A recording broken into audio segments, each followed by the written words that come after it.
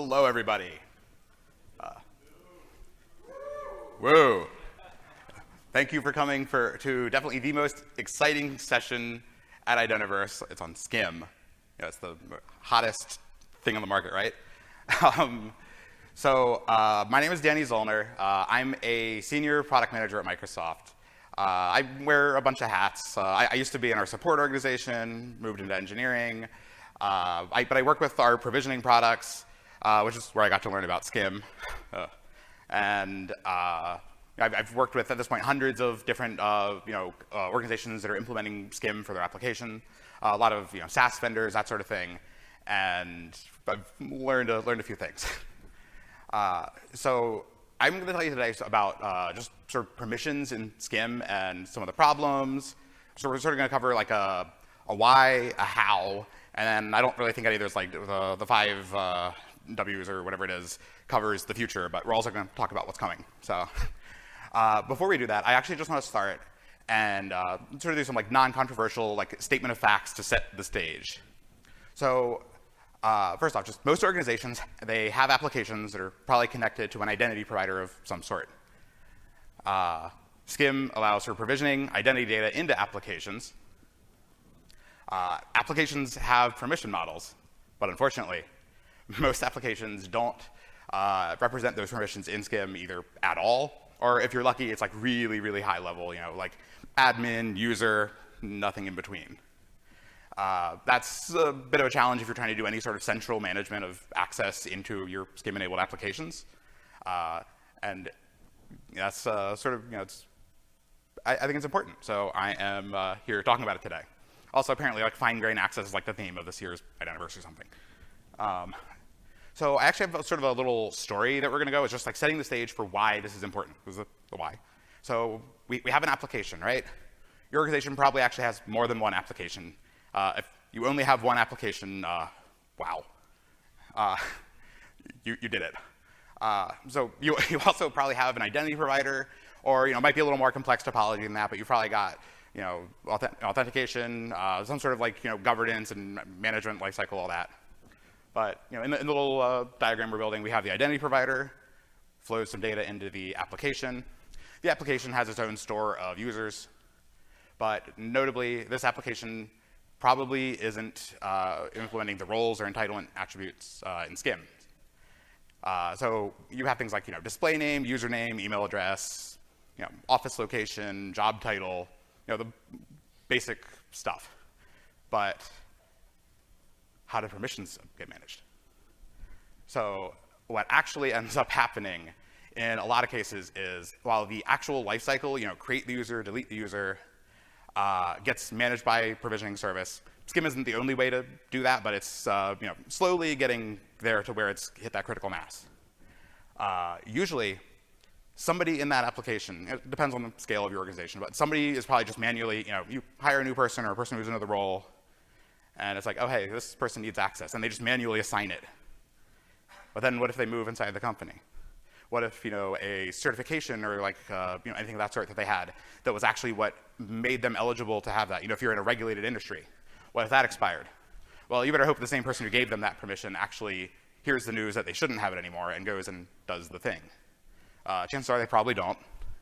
So that's why it's a little hard to see. That little line, not solid, it's red, it's pulsing, it's bad, nasty. So beyond just a person assigns the permission to the user, there's a couple other ways that we also frequently see this done. The application might support like group objects in SCIM, /groups. And when the group goes into the app, they assign permissions to the group.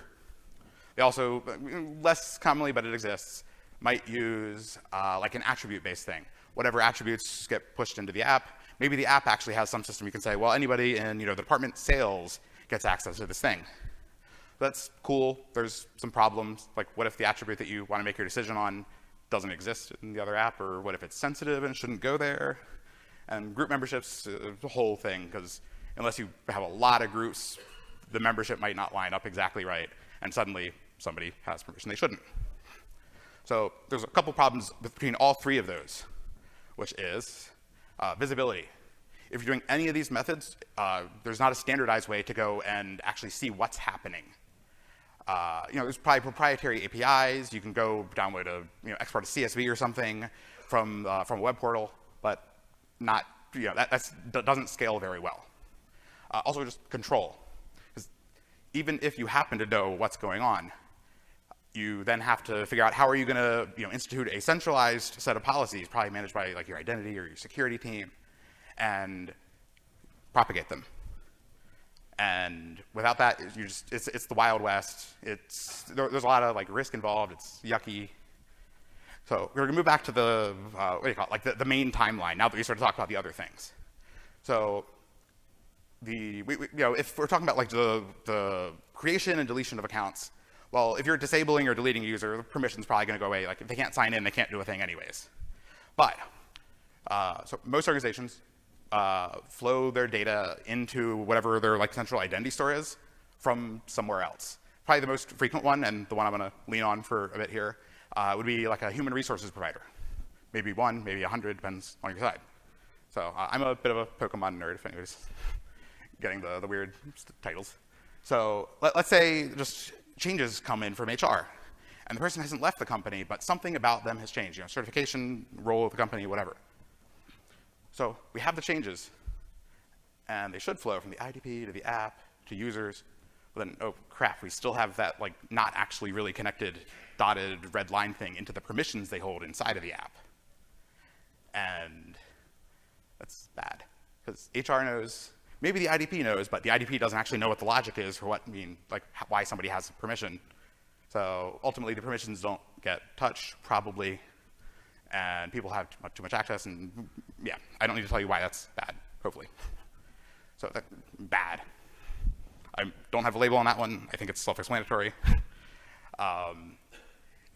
When you don't have this sort of centralized, really any sort of centralized permission, this is not the only possible solution to things. There's just, I know SCIM, I see the problem in SCIM, and better to have too many solutions than not enough. But there's risk, there's all that. You don't want people to have permissions that they shouldn't, because then you get breached, or somebody does something that they shouldn't. So why do we care? That one probably also hopefully self-explanatory. Security, lock, key, protect your stuff. So without that sort of the connection of whatever your source of data is into the identity provider, or wherever your provisioning and SCIM and all that lives, into the permissions in the app, you end up in that sort of like, again, ungoverned space. And the name of the game nowadays is know what's going on when, ideally, be proactive, don't let people have things they shouldn't. Yeah. So when we actually do things the right way, we can sort of see, now we have that extra line, emphasize blinking between IDP and permissions. You want the IDP to be able to have some influence. And I'm being a little, not always the IDP, it's an easy word to say out of my mouth because I'm going to say it a lot. I don't want to say identity governance platform 100 times. So again, security, it's probably if you saw Alex Weinert's talk a little bit ago, security and identity Venn diagram, the circles are coming closer and closer, and pretty soon it's probably like one. Well, there's like networking, but yuck. So I'm going to move us to sort of like the happy chart rather than the telling the story of the bad chart. So we still have our identity provider. We still got our app. All right, actually, no. We've got many apps. I only did 3 icons, but pick and choose as you like. We still have our users, still have the permissions. But when they're just all interconnected, the systems know whatever tool you're using to do your governance, when you have the visibility, and ideally, also the ability to do management. But honestly, I'll take just visibility in some cases over nothing. It's good. So that's the why, if anybody didn't already have the rough idea beforehand. But so now I'm going to go into the technical overview and examples. This is a little dry. I'm going to try and move a little quick. But so my real question: how are permissions represented in SCIM? So apparently I need to click again. So they are complex, multi-valued attributes. So complex in SCIM means It's like an object. It's multiple attributes wedged into an object, and all that together is one value. We'll talk about the sub-attributes in a few minutes. But so there's two different ways that permissions are managed. There's entitlements, and there's roles. And so the little long bits of text there, those are direct copy pastes from the SCIM spec. The key thing really is entitlements are it's an additional right to a thing, an object, a service. It's fine-grained. For roles, it's student, faculty. I'm not going to go through every industry, but it's a collection of entitlements.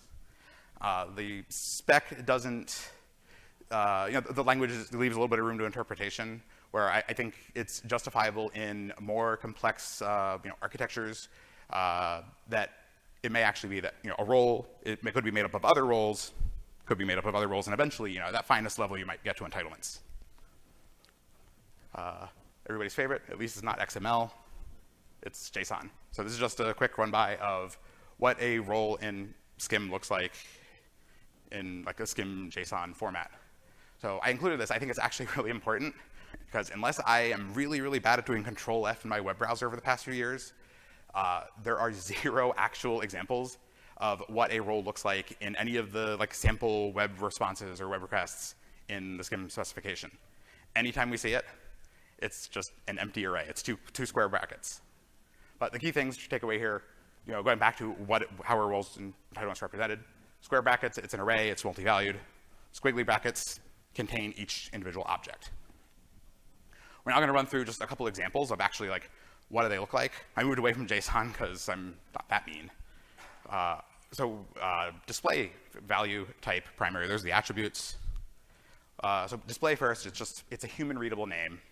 In this case, we have that nice capital A. Like if you were to import this out of wherever it lies in SCIM and put it into your management platform. Let's say you want to handle the assignments or at least some sort of logic somewhere else. It's a nice readable, human readable display name.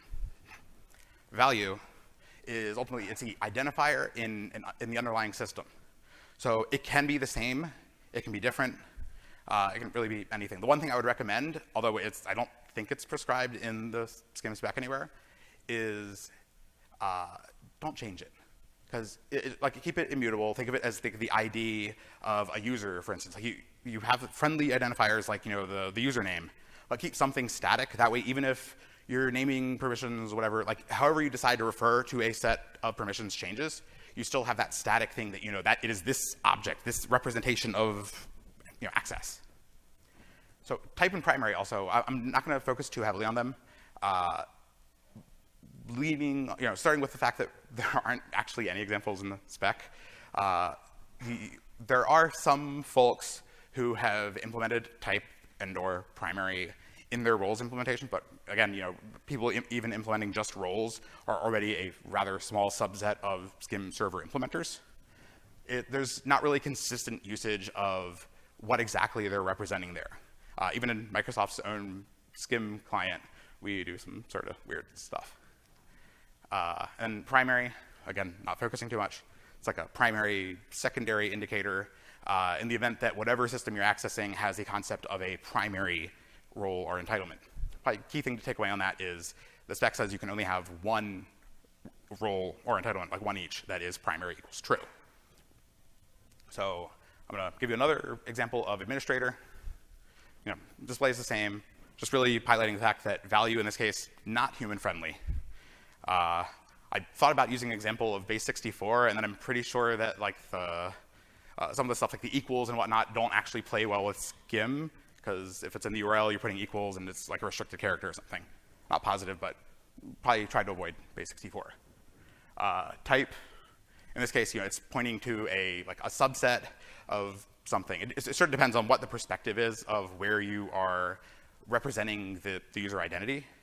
If you think of how many software vendors nowadays have a suite of products, and you might have a central identity management point that then gets you into email and file sharing and whatnot, then maybe if you're representing at that high level, it's you have a permission in this app or that app. It's all about sort of perspective and where you're looking from. Primary, same, boring. So another example, just an auditor. Going back to display and value can be the same. They don't have to be. Type, primary, yeah. We have accounting, they're related. Accounting, primary false key thing. And if we look at the two of them together, like this is sort of an example of maybe where like primary could come in, but the problem is if you're doing this and expecting like wide, consistent interoperability with any of the major vendors out there that have written SCIM clients, good luck. There's not a common understanding. But if you have like an auditor and an accounting or like role somewhere, then maybe the fact that the person's primary role is auditor influences in some way. Either they get certain extra audity powers, or they get restricted on their accounting powers. Yeah, it's more theoretical than anything. So roles and entitlements. Just to, I wanted to diagram sort of the the whole like hierarchy and relation and how they fit together. So we've got our single role. I'm trying to remember how many clicks I need each time. So this one's just full access. And if we have entitlements, we have read, write, delete. Yeah, exciting. And all of them together, in a hypothetical, can equal the one role. Now, as I said earlier, while it's a little fuzzy, not explicitly, yes or no in the spec, I think you can also do like role entitlement. So the final part, probably the more exciting part than a bunch of examples of values for an attribute, is upcoming work. Oh, cool. So upcoming work, so SCIM is a standard that's managed by the IETF, the Internet Engineering Task Force. It was written in 2015. Whenever a standard going through the IETF is being worked on, it's through something called a working group. The working group sort of scattered to the wind after SCIM 2.0 was published and given a set of RFC numbers, which is like that final locked-in stage. Unfortunately, as people usually find out, after you go and lock something in and people actually start widely using it and doing all the like stress testing and edge cases, very rarely is something perfect on the first try, or second since 2.0. Third, there was 1.1. So there's a couple of problems, and they're all related. This is not an exhaustive list. There's more problems in SCIM, but so first, just not all values are valid. So in the SCIM spec, the like role or entitlement value subattribute, which don't get me started on the value of the value attribute. The amount of times I've said that in my life, too high. But so not all values are valid. By that I mean, in the SCIM spec, the value subattribute is a string. I could go say this user's role is purple, or this user's role is banana. Chances are that whatever system you're trying to tell about access, they're going to be like, that doesn't make sense. And they're either going to throw an error, or just sort of like silently fail and not do the thing. And obviously, like banana and purple are very extreme examples, but if you're like one character off, then woo, you still missed. So not horseshoes or hand grenades in this case. So further, making that worse is there's a lack of discoverability. The SCIM spec doesn't define any way to go and query what are the available values for roles or entitlements. There's other ways to do it. There might be proprietary APIs. There might be, what else? You can go look at web documentation and copy paste them somewhere, like into your code or a config file or whatever, but not standardized. So if you're trying to actually do this at scale, like as SCIM keeps growing, more and more apps are going to have SCIM. It's a pain, and especially if they can be updated and they're not a static list. Jeez. And finally, each app is different. So that problem, even with one app, of like, what if the roles get changed on a regular or more likely unpredictable basis, is every app, if you have 100 apps and they all happen to have roles someday, then each of them is probably going to have a separate set of valid values for roles or entitlements. It's a problem of scale and management and yucky. And it's really bugged me over the years. I deal with a SCIM client and SCIM server stuff a lot. But so there's a proposed solution, which, spoilers, I wrote it. So there's a draft in the SCIM working group. It has been adopted, which isn't as advanced, like end of life, as it might sound. All that means is it went from being an idea that somebody published, and there's like no restrictions on that, to the working group, which is a loosely defined thing. Anybody can come and participate. I'll touch on it later. The working group, had enough consensus where it's like, yeah, this is a problem that we need to solve. What you've written makes at least some sense. So we'll take it in and start just like chatting about it, working on it, try and refine it to a point where we think it's actually like we can do the gold stamp or whatever they used to do with software back in the day. So yeah, it was adopted by the working group in late November last year. I was a little busy, so I didn't publish it for like a week. Ignore the fact that it expires in a week. You can guess what I'm doing next week. So what is the draft add? I know. So first, read-only roles and entitlements endpoints. The same way that you can go and query like /users or /groups in SCIM. There's a couple other ones too. But the same way that you can go and be like, what users exist? I want you to be able to do that for roles and entitlements. Just to say, hey, what's the list of permissions? So there's also service provider config entries. This is super like not used in the spec today, but doesn't mean we should neglect it forever. Service provider config is roughly, you can go look at like what the server is advertising for what it can do. So these are like new entries specific to permissions. And then the roles and entitlements attributes, or sorry, the endpoints that are established in that first bullet include attributes that show the relationships between permissions and the requirements and limits on permission assignments. So last slide before the closing one. So first problem that I'm trying to solve in there, and it's not final. If there's more problems, join the working group, speak up, again, later. So limited assignments. One common representation of access is licenses and applications. If you run like any sort of paid software, people are probably paying for it. So it's really annoying if you're going and trying to say, hey, give this person email or phone or whatever, and it throws an error and it's like you don't have any more licenses. So it establishes attributes that say what's the total and what are you currently at. Going still in the requirements, there's requires and prohibited with. Should be fairly straightforward. It's like things that you need in order to assign one and things that you cannot have to assign one.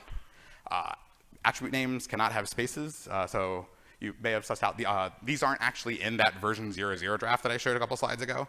This is something that will get added either next week if we're lucky or in the version after that.